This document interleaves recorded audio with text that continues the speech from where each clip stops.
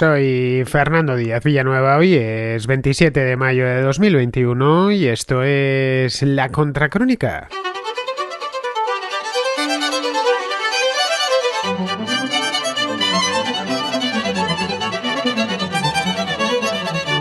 Se han abierto esta semana en las ciudades de Tokio y Osaka los primeros centros de vacunación masiva contra la COVID-19. El gobierno de Japón, que está presidido desde septiembre del año pasado por Yoshihide Suga, trata de acelerar a cualquier coste en la campaña de vacunación cuando solo quedan 2 meses, algo menos de 2 meses, para el comienzo de los Juegos Olímpicos de este año. Unos Juegos que debieron celebrarse en 2020, el año pasado, pero que fueron aplazados por la pandemia. La vacunación en Japón va muy lenta, de hecho lentísima. Solo el 5% de la población ha recibido la primera dosis, frente a, por ejemplo, el 50% de Estados Unidos o el 35% de promedio en la Unión Europea. Es algo tan urgente que los centros de vacunación han pasado a estar administrados, estos grandes centros de vacunación masiva, por el ejército japonés y permanecerán abiertos ininterrumpidamente durante todo el día. Los van a mantener abiertos durante 12 horas diarias durante los próximos 3 meses. En Japón se está administrando tanto la vacuna de Pfizer como la desarrollada por Moderna. Está desde hace muy poquito porque su uso fue aprobado de urgencia hace solo una semana. El gobierno pretende tener vacunados a todos los mayores de 65 años de Japón. Japón es uno de los países más envejecidos del mundo, si no el que más, para la última semana de julio, es decir, que corresponda con el inicio de las Olimpiadas. Pero vamos, es un país muy poblado, tiene 125 millones de habitantes, por lo que muchos dudan que se consiga ese objetivo en tan poco tiempo. La lentitud en la vacunación dentro de Japón y una cuarta ola que está siendo la más dura de todas. Japón ha tenido 4 olas, o mejor dicho 3 olitas, y al final ha venido algo un poquito más fuerte. Está empezando, eso sí, poquito a poquito a remitir. Ha generado preocupación tanto dentro del país, que ha permanecido bastante al margen de la pandemia hasta ahora, como fuera del Japón, por supuesto, porque andan todos preocupados por las Olimpiadas. El Comité Olímpico Internacional confía en que para el día de la inauguración, que será el próximo 23 de julio, una parte considerable de la población esté ya vacunada y por lo tanto inmunizada. Se espera que un total de 205 países concurran a las Olimpiadas y más de 11.000 atletas acudan a Tokio y a las subsedes. Esto evidentemente no serán solo ellos, sino todas sus comitivas, que suelen ser muy numerosas. El gobierno, entre tanto, espera que, si no lo ha conseguido, mantener completamente aislados los Juegos del resto de la población.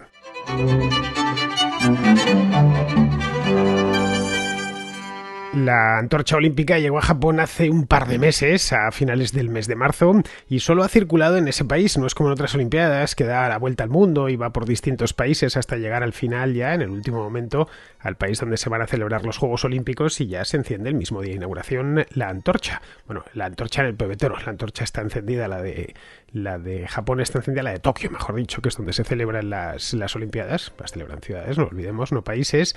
Esta fue encendida, como siempre, como es tradición, en la ciudad de Olimpia, el pasado día 19 de marzo, es decir, hace poco más de 2 meses.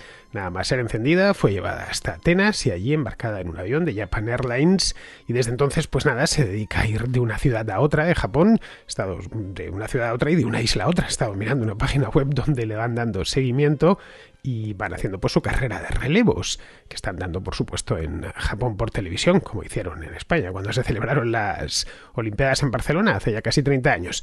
Bien, pues el otro día pasó por Hiroshima y los organizadores del relevo mantuvieron la carrera sin público, en la calle. Era algo que llamaba de verdad la atención. Ver una antorcha corriendo, pasándose de atleta en atleta, atletas japoneses naturalmente, pero no había nadie viéndolo, más allá de cámaras de televisión. Esto lo podéis buscar en YouTube y lo podréis ver. Hiroshima además era un relevo muy simbólico, bueno, por aquello de la bomba atómica, claro está. Y el presidente del Comité Olímpico Internacional, que es un alemán que se llama Thomas Bach, tenía incluso previsto acudir hasta Hiroshima para hacerse unas fotografías allí, en una ciudad que tiene pues ese contenido simbólico de ciudad de la paz, castigada por la guerra, en la que pues valores como los olímpicos son siempre bienvenidos. Pero nada, al final Thomas Bach decidió que no iba, que no se desplazaba hasta Japón, y la ceremonia quedó todavía más deslucida. El hecho es que en aquel momento, el otro día, cuando pasó por Hiroshima, Tanto la propia ciudad de Hiroshima como Tokio y luego otras 7 prefecturas, que es la unidad de la que está subdividida en la administración en Japón, como algo así parece a las provincias en otros países, pues bien, todas estas se encuentran en estado de alerta en medio de una cuarta ola de COVID-19. Y claro, Bach no se quería tampoco arriesgar. Las calles en la propia Hiroshima, en Tokio o en otras ciudades estaban semidesérticas y el acto, pues la verdad, hubiese deslucido bastante, al menos en las fotografías. Ya deslució en las imágenes en vídeo que se podían ver, pero bueno, el hecho es que, como os digo, están en plena cuarta ola. La cuarta ola hay que tomarla, sobre todo si uno está en España, como es mi caso, pero si está en otros países donde Italia o bueno, casi cualquier país europeo o muchos países de Hispanoamérica donde la epidemia ha pegado muy fuerte, y claro, vemos las cifras de Japón y no nos parece nada especial, ¿no? Vemos claramente tanto en número de contagios, como de muertes, como de contagios activos, de casos activos. Vemos 3 olas. La primera fue muy, pero que muy suave, extremadamente, a principios del año pasado. Si miramos, por ejemplo, por las muertes, nada, estamos hablando de que en la primavera del año pasado, entre los meses de abril y mayo, los días que más gente morían 12, 13 o 14. Estamos hablando de un país de 125 millones de habitantes. Eso luego durante el verano se sumergió y ya a partir de finales de agosto hubo una pequeña segunda olita, una cosa minúscula que duró poco, aproximadamente un mes, y volvió de nuevo a caer hasta que ya a finales de año, aproximadamente en torno al 20-25 de noviembre, empezó a crecer, correspondió con la tercera ola en el sur de Europa, y aquello pues se les fueron las víctimas a más de 100, víctimas mortales estoy hablando, a más de 100 diarias, en torno al cambio de año más o menos, los días de la primera quincena, la segunda también de enero, y luego ya empezó a caer de nuevo y arrancó la cuarta ola aproximadamente a principios de abril. Desde entonces no ha hecho más que crecer la incidencia, también ha crecido el número de muertos, el número de casos diagnosticados, aunque eso sí, en honor a la verdad, desde hace ya unos pocos días parece ser que ha empezado a bajar la incidencia. El día 17 de mayo, por ejemplo, pues tenían 77.000 casos activos oficiales y hoy ya están en 68.000. Luego parece ser que la cosa está funcionando, no tanto gracias a la vacunación, que es la tasa de vacunación es muy baja en Japón, sino como a las restricciones múltiples que hay de movilidad, etcétera. Y los japoneses, a diferencia de otros ciudadanos del mundo, son gente muy, pero que muy disciplinada. Cualquiera que conozca Japón lo sabe perfectamente. Bien, pues volviendo con este relevo de Hiroshima, esto vino a mostrar lo difícil que puede ser montar unas Olimpiadas en medio de una pandemia. Difícil o abiertamente imposible, como sucedió el año pasado.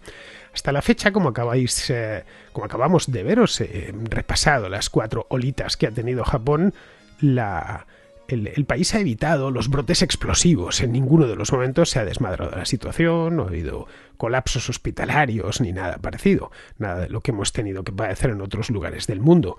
Desde el principio de la pandemia han tenido solo 12.000 fallecidos, unos 12.500 exactamente a día de hoy, que son muy pocos, teniendo en cuenta que el país, insisto, tiene 125 millones de habitantes. Y esto gracias en parte al hecho mismo de que Japón está compuesto de varias islas, de muchísimas, de hecho, ya que desde el principio las autoridades japonesas pusieron poco menos que un muro en las fronteras. Era realmente difícil, ha sido el último año, viajar hasta Japón y poder entrar en él. Se aisló. Ya es una isla que ya per se es una isla, luego la naturaleza le hizo ese favor, pero además el gobierno hizo todo lo posible para evitar que saliese gente de Japón y que entrasen extranjeros. Y esto ayudó bastante, especialmente a lo largo del año pasado, desde la primavera del año pasado. Vamos, que como vemos la COVID en Japón ha sido mucho menos mortífera que en otros países del mundo, especialmente en los países europeos y americanos. Pero vamos, si echamos de nuevo, volvemos nuestra vista hacia los datos, una de las cosas que vemos fundamental, además, es que la mayor parte de muertes se han producido este año. 2/3, más de 2/3, según estoy viendo aquí. La última ola, que arrancó, ya os he dicho, finales de marzo, principios de abril, justo curiosamente cuando llegaba la antorcha al país desde Grecia, vino además impulsada por variantes más infecciosas del virus. que esta vez ya han empezado a golpear de una manera no durísima, pero significativa al sistema sanitario, que hasta ese momento pues no se había enterado demasiado de lo que estaba pasando. Pero vamos, la vacunación ya iba muy lenta en el mes de marzo, lentísima, casi paralizada, a paso de tortuga, y sigue yendo a paso de tortuga un poquito más rápido, de tortuga corriendo, en estos momentos. De hecho, el 19 de marzo, que es como os decía antes, cuando se encendió la antorcha en las ruinas del templo de Hera en Olimpia, como se hace siempre, solo había recibido la primera dosis el 0,4% de los japoneses, es decir, prácticamente nada. Bueno, entre ellos estaba el propio primer ministro, Yoshihide Suga, que apareció por televisión vacunándose con la idea de dar ejemplo y llamar a los japoneses a que se vacunasen. Les vino a decir que no había ningún problema, que era completamente seguro y que por supuesto el país tenía vacunas de sobra. Por lo tanto, podían empezar a ir a vacunarse sin que les pasase absolutamente nada. El tema es que ese mismo gobierno que decía que no había problema en vacunarse tampoco puso en marcha una campaña muy convincente. Como los datos de contagios, el número de contagios, el número de muertes era muy bajo, estamos hablando de que en la época en la que llega la antorcha, es decir, el momento en el que llega la antorcha, a finales de marzo, en Japón está habiendo unas 20-30 muertes diarias, que, insisto, 125 millones de habitantes, que son muy pocas. En esa misma época, el día que sale, tengo aquí el dato exacto, el 19 de marzo había infectados oficialmente en Japón solo 13.000 personas. Claro, 13.000 sobre 125 millones es muy poco. De tal manera que mucha gente, la mayor parte de los japoneses, tampoco vio la necesidad, no percibía un ambiente de emergencia como el que hemos percibido en España o en otros países. De esto nos tenemos que vacunar porque lo hemos pasado realmente mal. Y el que más o el que menos, pues conoce a alguien que ha muerto por la COVID o alguien que a su vez se le ha muerto a alguien por la COVID. Vamos, que a estas alturas, en España por lo menos, y después de 100 y pico mil muertos, pues es algo que está a la orden del día y que todos nos ha afectado de una manera directa o indirecta. Bien, ese no es el caso de Japón ni mucho menos, y ayuda a explicar que la vacunación apenas haya aumentado los 2 últimos meses. Ha aumentado, eso sí, ha aumentado el número de dosis administradas, pero poquito, a un ritmo lentísimo, muchísimo más lento que en Estados Unidos, por supuesto, pero también que en Europa. A finales de abril, hace justo un mes, el porcentaje de vacunados con la primera dosis todavía no llegaba al 2%, era del 1,8%. Y hoy que estamos pues allá 27 de mayo, ya un mes después, y a solo 8 semanas, menos de 8 semanas del comienzo de los Juegos Olímpicos, han recibido la primera dosis el 5,2% de los japoneses. Primera dosis, ¿eh? Estamos hablando de que todavía les falta la segunda. Esto es el porcentaje más bajo, con diferencia, de todo el mundo desarrollado.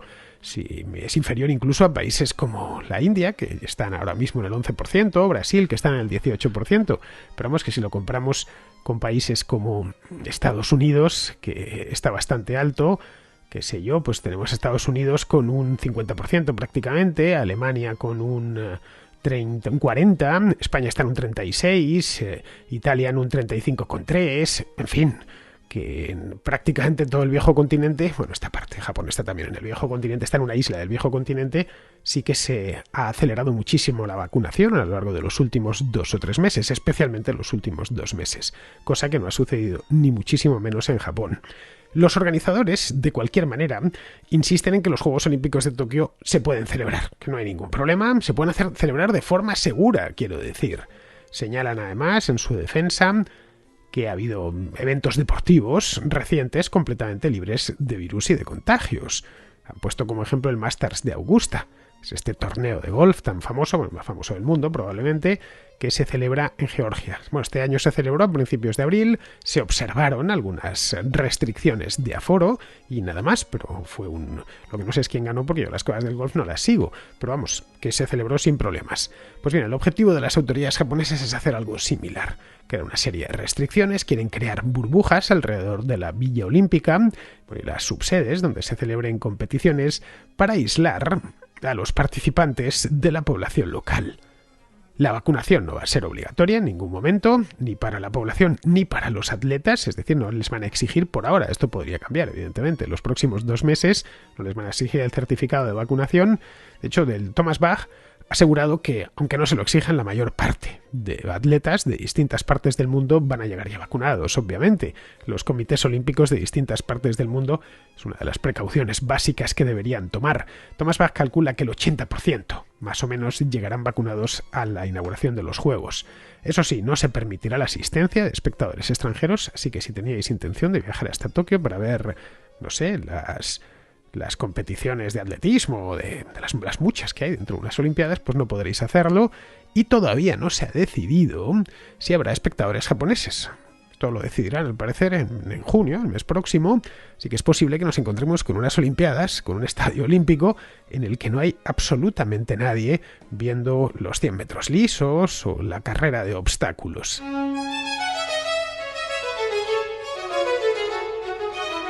En Japón están muchos a disgusto con esto de los juegos. Están siendo extremadamente impopulares.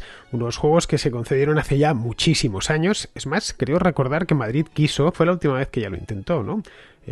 Esto debió ser en 2012, pues se adjudican con 8 años de antelación, y yo recuerdo que el entonces alcalde de Madrid quiso celebrarlos en 2020. Gracias a Dios que no se lo dieron a Madrid, por 2 razones: una, porque cuesta mucho dinero y lo hubieran sacado a nuestros riñones, y 2, porque hubieran sido los Juegos Olímpicos más tristes de la historia y se hubieran terminado celebrando en Madrid. Así que nada, se lo llevó Tokio, y allí parece ser que mucha popularidad no tienen. Estaban tan contentos en su momento, pero claro, después de la irrupción de la pandemia y la manera en la que está gestionando esto el gobierno, pues no están muy de acuerdo. Muchos dicen que los recursos que podrían usarse, por ejemplo, pues para vacunar a la población local de manera mucho más veloz, están siendo desviados a la organización de los juegos. Se está yendo dinero también en fondos que se podrían destinar, por ejemplo, a la sanidad. Luego, el aumento de movimiento de personas dentro de Japón, una serie de días festivos a principios de mayo, provocó que arrancase esta última ola. Luego la preocupación no ha hecho más que intensificarse. Han aumentado los fallecimientos, y esto en un país que les ha pillado pues con cierta virginidad con lo del COVID, les ha fastidiado, les está fastidiando mucho. La COVID ha tocado techo en número de contagios a lo largo de este mes, de fallecimientos y de casos activos. Como la enfermedad ha pasado de puntillas por el país durante el último año, es que esto es importante entenderlo. Es que ha habido muy pocos casos en Japón. La seroprevalencia es muy baja.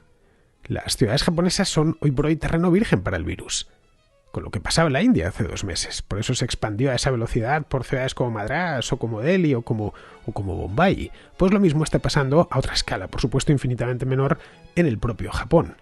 Son, en cierta medida, la Madrid o la Barcelona o la Milán o la Londres de hace un año. No había nadie contagiado y, por lo tanto, el virus se expandía a una velocidad de vértigo. Y esto es lo que están viendo. Además, luego no solo está en Tokio, hay subsedes en un total de 8 prefecturas más. Luego está la sede principal de Tokio. Hay centros de entrenamiento repartidos por todo el país. Y, por supuesto, voluntarios que vienen de todas partes de Japón. Vamos, que es inevitable que a partir del mes próximo empiece a haber ya mucho movimiento. Y con él, más casos. Hay de hecho muchos pueblos del país que han pedido formalmente que no acudan atletas extranjeros a entrenar. Y en las principales ciudades se pretende que los atletas ni siquiera vean, o si la ven, que sea de lejos, a la población local. Vamos, que pasen por Japón como el que pasa por el área de tránsito de un aeropuerto. Las nuevas variantes que han entrado, la nueva variante, que es la que han detectado allí, les complican un poco más las cosas. La variante esta, la B117, más conocida como variante británica, está en Japón, es algo más infecciosa y al parecer circula ampliamente por todo el país. Los atletas no verán a los japoneses, pero claro, sí tendrán que ver, es inevitable, a otros atletas de distintas partes del mundo. Caray, no solo ver, tendrán que estar muy cerca de ellos en muchas disciplinas deportivas, en las que el contacto físico es imprescindible para el desarrollo de la disciplina en sí. Podríamos pensar en las disciplinas de lucha, sí está claro, si no, pues difícilmente vas a poder, la lucha grecorromana, tienes que agarrar a tu oponente, y compartir el aire con él. Pero es que hay otros muchos deportes de equipo generalmente, como puede ser el fútbol, el baloncesto, el hockey. Los jugadores están a muy poca distancia y hay mucho contacto entre ellos. De modo que basta un partido de baloncesto. Pues imaginaros, en una cancha pequeñita, no es que se den de golpes, pero están muy cerca los unos de los otros y además pues están sudando y en plena actividad física. sí que basta con que uno de los atletas no vacunados se contagie para que se declare un brote dentro de la misma Villa Olímpica. Es decir, que si en un partido de baloncesto juega, qué sé yo, Estados Unidos contra España, pues basta con que uno solo de esos atletas esté contagiado para que se contagien todos los jugadores del partido, teniendo en cuenta lo que dura un partido más lo cerca que están mientras juegan al baloncesto. Este brote podría saltar a la población, ya que aunque se vaya a limitar mucho el contacto, los japoneses son los encargados de organizar los juegos, y serán miles los empleados y los voluntarios de la organización que estén cerca de los atletas y de sus comitivas, que necesariamente tienen que ser muy numerosas. Estarán los entrenadores, médicos, masajistas, equipos de comunicación de los equipos nacionales, periodistas, por supuesto, muchísimos. Unas Olimpiadas mueven a mucha gente. En las de Londres del año 2012 se acreditaron unas 300.000 personas, entre delegaciones nacionales y prensa. Estamos hablando de una ciudad ya de cierto tamaño. Era solo los que se acreditaron, al margen de los turistas que llegaron a Londres para las Olimpiadas. Y eso es lo que están viendo ahora mismo en Japón. Están viendo que después de haber tirado 2 meses a la basura, desde que salió la antorcha de Grecia, el primer ministro quiere ahora precipitadamente vacunar a todos los ancianos antes de que empiecen los juegos, por miedo a que haya ese brote y se le empiecen a morir los mayores de 60 o de 65. No parece del todo seguro que lo consigan. Y ojo, la oferta de vacunas no es el problema en Japón. Según informaba la prensa japonesa la semana pasada, hay al menos 10 millones de dosis que están sin usar desde hace 2 meses en los congeladores. Tampoco el problema es la demanda, aunque los japoneses son por regla general bastante más escépticos que los occidentales sobre las vacunas, así de manera general estoy hablando. Esa reticencia no parece extenderse a la vacuna de COVID-19, sobre todo a raíz de los contagios del último mes. Cuando la semana pasada se abrieron las reservas para un centro de vacunación masiva de estos que lleva el ejército, se abrieron en Osaka, ofrecían 25.000 plazas, se reservaron en 20 minutos. El problema aquí, como vemos, no es tanto que la gente no se quiera vacunar o que no haya vacunas suficientes, sino, al parecer, el problema está en la logística y la burocracia. Vamos, lo de siempre. Los sitios web de reservas y los centros de llamadas se han saturado, interrumpiendo obviamente el servicio de manera momentánea, pero interrumpiéndolo. El Ministerio de Sanidad tampoco ha sido muy rápido aprobando vacunas. Hasta hace unas semanas solo se había aprobado el uso de la vacuna de Pfizer, que no se aprobó hasta el 14 de febrero, cuando ya se estaba administrando en medio mundo. El otro día aprobaron, creo que fue el viernes pasado, la de Moderna. Luego otro de los problemas que tienen es el personal para poner las inyecciones, para administrarlas. La ley japonesa solo permite que lo hagan médicos o enfermeras colegiados. Aquí han vuelto a improvisar para que también lo puedan hacer los dentistas y están estudiando si permitir que los farmacéuticos puedan administrarlas. Es decir, que se han encontrado de golpe con un cuello de botella generado por su propia regulación. Bien, a lo largo de este mes, de lo que llevamos de mayo, que es casi todo, el ritmo de vacunación, como os he dicho, se ha acelerado y es probable que se acelere más en las próximas semanas. Pero aún así el 80% de los japoneses cree que va demasiado lento. Lógico, han empezado tardísimo. Como consecuencia, el índice de aprobación del gabinete de Suga se ha ido a mínimos históricos. Suga, y esto es importante remarcarlo, es primer ministro por accidente. Llegó al poder de rebote el pasado mes de agosto, en septiembre es cuando le invistieron como tal, cuando Shinzo Abe presentó su renuncia por una enfermedad crónica. Hizo una contracrónica sobre este tema, allá por el mes de agosto. Es decir, que es un tipo que no le han elegido los japoneses. Él era el jefe de gabinete de Shinzo Abe y fue el Partido Liberal Demócrata, que es el que gobierna, el que le puso ahí. Llevó su candidatura al Parlamento y ya está, pues los del Liberal Demócratas pasaron el rodillo. Desde entonces, Suga se ha encontrado un problema tras otro. La economía va mal, se contrajo un 4,5% durante 2020 y este año las cosas no pintan mucho mejor. Los juegos además llegan en el peor momento posible y ni siquiera puede cancelarlos, tal y como le piden muchos japoneses. Según las últimas encuestas, el 60% de los japoneses, eso es mucho, 6 de cada 10, es una mayoría más que absoluta, quieren que el gobierno suspenda los juegos de este año y se los lleve al próximo. Pero claro, no es tan simple como parece. Sería la segunda suspensión ya, o el segundo aplazamiento. Los contratos de la ciudad anfitriona con el Comité Olímpico Internacional dan al Comité Olímpico Internacional, al COI, el derecho exclusivo de aplazar o cancelar los juegos. Quienes lo aplazaron el año pasado no fue el gobierno japonés, fue el COI, viendo la que estaba armada en todo el mundo. Ya lo tuvo que hacer porque no le quedaba más remedio, sabía que la mayor parte de países no iban a acudir. Pero este año el COI quiere seguir adelante y celebrarlos, aunque sea en un ambiente tan poco fraternal y olímpico como el que es en el que se tendrán que celebrar este año en Tokio. Naturalmente, a ver, el gobierno japonés podría suspenderlos de forma unilateral. Ese es su país, ¿no? Y la última palabra la tienen ellos. Pero entonces el COI podría reclamar daños y perjuicios en los tribunales, lo que, bueno, daría lugar a un litigio interminable, internacional, por supuesto, que consumiría mucho tiempo y que seguramente se saldaría con indemnizaciones muy fuertes en beneficio de los organizadores del COI.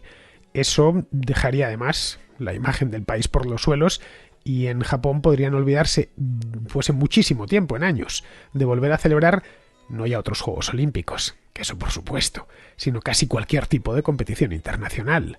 Luego tienen otra cosa y es que miran de reojo a China, que es su gran rival, y con el que sienten desde hace tiempo una gran impotencia. Los Juegos de Invierno de este año, bueno, 2022, se van a celebrar a principios de 2022, se celebrarán en China, en Pekín concretamente. Os preguntaréis dónde, porque Pekín, sí, bueno, que hay alguna nevada en invierno, pero es una ciudad esencialmente llana donde se van a celebrar. Bien, las disciplinas como el hockey sobre hielo o el patinaje artístico serán en la ciudad, unos pabellones que han hecho al efecto. Las de campo, el esquí o los saltos, se harán en un centro olímpico en una provincia vecina que se llama Hubei, en unas montañas que al parecer reciben muy buenas nevadas durante el invierno. Este centro está a 260 kilómetros de la capital. No sé, algo así como si Zaragoza fuese la sede de unos Juegos Olímpicos que se celebran en el Pirineo. Bueno, ¿qué digo? No es comparable. Zaragoza está mucho más cerca del Pirineo que Pekín de estas montañas. Está a unos 130 kilómetros, una cosa así. Es algo así como si Sevilla fuese sede de unos Juegos Olímpicos de invierno en los que las pruebas de esquí se celebrasen en la estación de Sierra Nevada, que está a eso mismo, unos 280, 290 kilómetros de Sevilla. A ver, nos parecería un poco absurdo que dijésemos Olimpiadas de Sevilla y el grueso de las Olimpiadas se celebrase pues en la provincia de Granada, en una serranía que está lejísimos de Sevilla.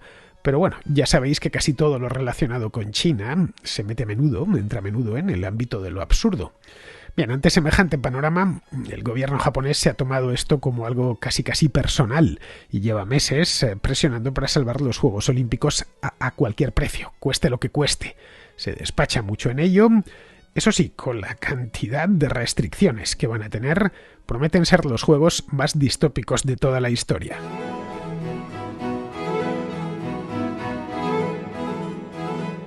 Vamos con la contrarréplica. Empezamos con Ángel, que nos habla de la ley para los repartidores, estos de Globo, de Deliveroo, la famosa ley Rider que quiere aprobar el gobierno, pues la quiere aprobar hoy mismo. Hola Fernando, empezar diciéndote que me encanta tu programa, que te escucho desde hace más de un año y creo que así lo seguiré haciendo durante mucho más tiempo. Quería comentarte unas ideas sobre la nueva ley Rider, pero no exactamente sobre el tema de los falsos autónomos que tanto se habla, sino más bien de un detalle del cual se habla bastante poco, pero yo creo que es bastante importante y que puede ser fatal para la economía de las empresas de reparto digital. Se trata de esta obligatoriedad de hacer públicos los algoritmos que se utilizan para la asignación de pedidos a riders, entre otras cosas. Y me puedes corregir si me equivoco, pero me ha parecido leerlo así en la ley Rider. Yo trabajo en el equipo de ingeniería de una de estas empresas y conozco estos algoritmos pues de cerca. Y realmente la asignación de estos pedidos a los riders se hace mediante un algoritmo bastante estándar de optimización lineal que se estudia en las facultades de ingeniería típicamente. Yo al menos así lo hice. Y es un algoritmo de optimización que también se utiliza en otras industrias, como por ejemplo en la industria de fabricación para minimizar el tiempo que cuesta fabricar algo, maximizar los beneficios y también minimizar el producto que se pierde. Bueno, el tema de este algoritmo es, y creo que es un tema importante, que es tan bueno dependiendo de los pesos que le asignemos a las variables que entran en juego. Y te pongo un ejemplo para entenderlo mejor. Una empresa puede asignar un peso más alto a minimizar la distancia que separa el rider del restaurante o del restaurante al cliente, frente a, por ejemplo, asignar un peso mayor a maximizar la comisión del rider. O al revés, también podemos intentar maximizar con más prioridad en la comisión del rider frente a reducir la distancia que separa la tienda del cliente. Claro que también nos jugamos que la comida llegue fría al cliente y se queje y tengamos que devolver el dinero. Entonces es un equilibrio muy complicado, como te puedes imaginar. Y bien, la obtención de los pesos que sean óptimos para el negocio es muy complejo. Existen muchísimas variables y las empresas de delivery se gasta muchísimo dinero en encontrar estos pesos óptimos. Requiere a buenos analistas de datos que cobran sueldos altos porque son gente muy preparada y cualificada, infraestructura tecnológica, miles de experimentos, en fin, que se gasta mucho dinero en esto. Hacer público todo esto, estos algoritmos con esta información de los pesos asignados, hasta este extremo a mí me parece que podríamos matar la competitividad del sector, porque ya no haría falta hacer estos análisis ni estos estudios, sencillamente se lo copias a la competencia porque lo ha tenido que hacer público obligatoriamente. Entonces, si he entendido mal este detalle de la ley, por favor corrígeme. Y si no, pues mi pregunta es ¿por qué se empeña nuestro gobierno en matar la competitividad de las empresas privadas y de destruir el empleo de forma tan voraz? Bueno, muchas gracias Fernando y hasta la próxima. Pues te agradezco mucho, Ángel, que nos traigas esto porque yo ni había pensado en ello. La verdad es que los algoritmos, para mí, que soy lego en matemáticas, son un misterio insondable. No sé cómo se programan y aunque percibo cómo funcionan, más o menos, tampoco me explico muy bien cómo lo hacen.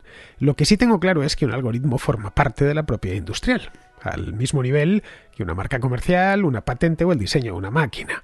Una empresa invierte mucho tiempo y mucho dinero en desarrollar esas creaciones y por lo que me parece que pues completamente absurdo que les obliguen a hacerlo público.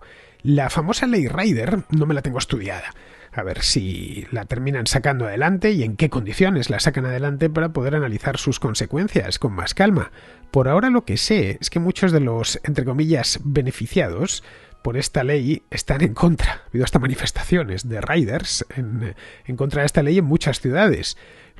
A ver, esto por ejemplo de obligar a los riders a que sean todos asalariados, pues evidentemente muchos se quedarán sin trabajar. Es decir, el número de repartidores no lo decidirá el mercado, sino las propias empresas que dimensionarán las plantillas a su gusto, pagando a todos lo mismo, seguramente menos de lo que los más laboriosos ganaban antes. Es decir, es un triunfo del que trabaja menos sobre el que trabaja más, que van a estar obligados, la ley les obliga a pagar lo mismo. Vamos, socialismo en su más pura esencia. Un disparate. Vamos, algo así como si a YouTube o a iVoox les obligase el Estado a ponerme a mí en nómina porque subo mis contenidos a sus plataformas. Y no, yo no quiero estar en nómina. Estoy encantado de ser autónomo y de ir a lo mío. Además, como autónomo percibo la relación directa que hay entre trabajo e ingresos. En el trabajo asalariado no se percibe de una manera tan directa. En fin, que si este es el gobierno que quiere apostar por la transformación digital y bla bla bla bla bla, no quiero ni pensar en lo que haría un gobierno que fuese contra la economía digital. Bien, seguimos con Eduardo de Valladolid, que tiene una pregunta sobre el Plan 2050. Yo que te quería preguntar, a raíz del Plan España 2050, que ha presentado el gobierno, ¿por qué se empeña no solo el gobierno de España, sino en general varios gobiernos europeos en atacar a la industria aeronáutica, queriendo prohibir vuelos cortos y tal, que se pueden hacer en tren? Me parece un error por parte no solo de España, sino de toda la Unión Europea, atacar a una industria que genera tantísimo valor añadido, aporta un montón al PIB en términos de empleo cualificado además y muy bien pagado, paga muchos impuestos, cotizaciones sociales, impuestos sociales, etcétera. Esto se une también al ataque a la industria del automóvil, que sí, se habla del coche eléctrico y se le van a dar ayudas y tal, pero luego a su vez en las ciudades cada vez más se dificulta el desplazarse en un vehículo, eliminando carriles, eliminando plazas de aparcamiento, etcétera. Entonces quería saber por tu opinión, más aún teniendo en cuenta que estas dos industrias de aquí a como mucho 10 años, en el caso de la aeronáutica, van a funcionar o bien con hidrógeno o bien con electricidad y por tanto van a ser limpias, no van a contaminar. O sea que no tiene sentido prohibir.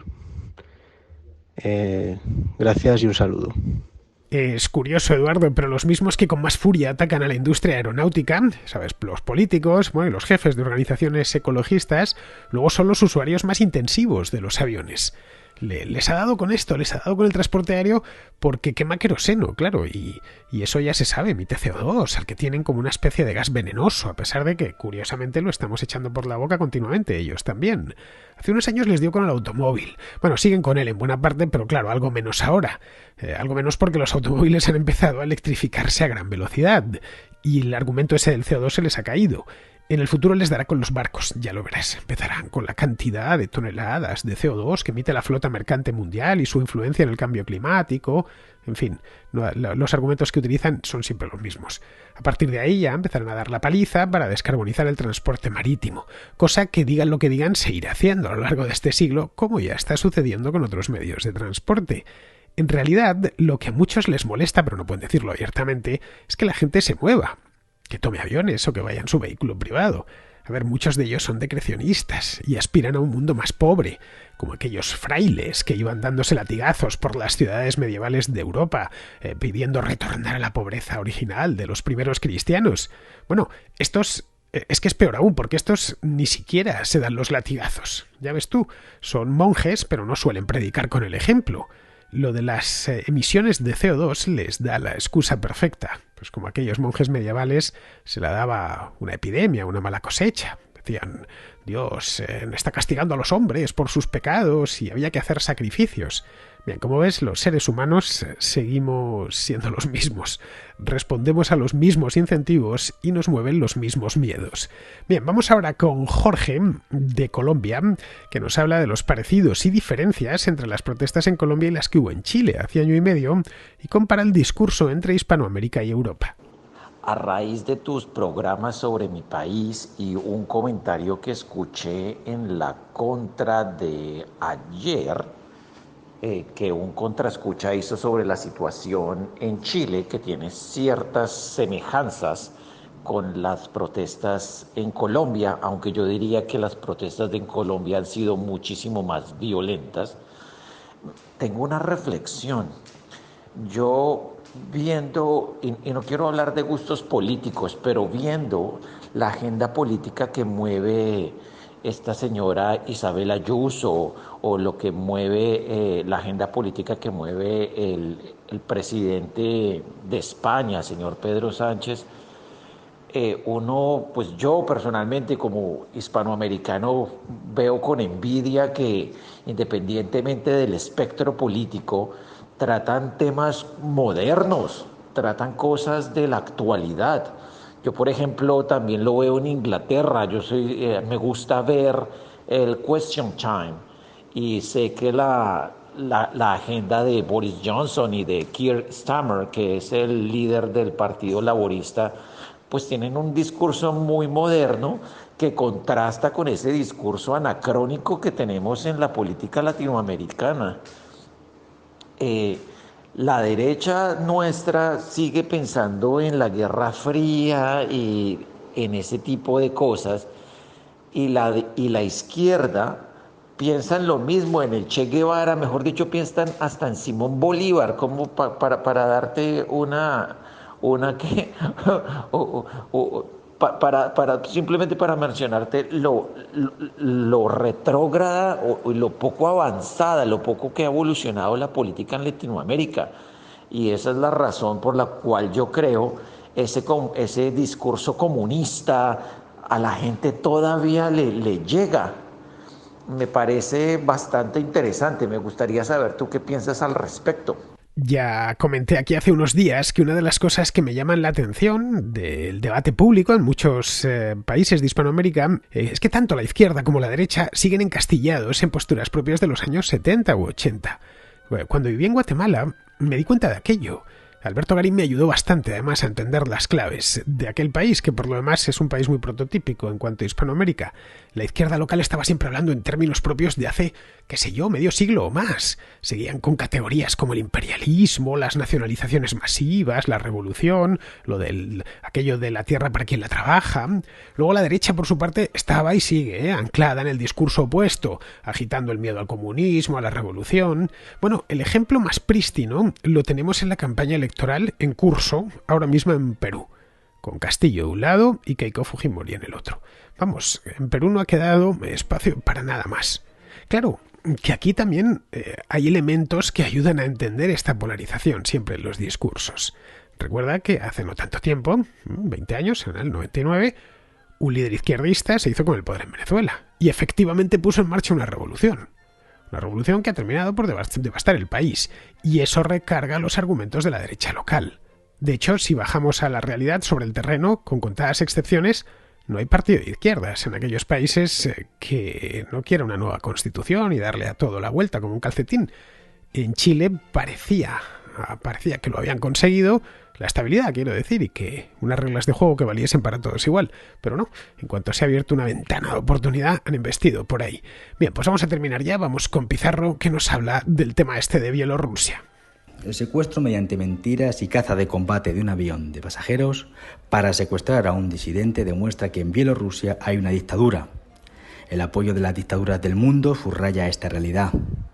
Que la Unión Europea y los Estados Unidos sean incapaces de corregir con hechos eficaces esta realidad confirma que la superioridad moral de la democracia es inferioridad hipócrita, oportunista, ventajista y relativista ante la política real de intereses, desuniones y pocas ganas de meterse en problemas. Román puede darse por fastidiado y cualquiera que levante un cartel con el lema "Todos somos Román" puede traducirlo por "Todos estamos fastidiados". Y entiéndase el verbo fastidiar eufemísticamente. Un cordial saludo de Pizarro. Y hasta aquí, queridos amigos, llega la contra de hoy jueves. Mañana será viernes y tendremos, por supuesto, Contrahistoria. La tendremos con Alberto Garín, así que aquí os esperamos. Hasta mañana, amigos.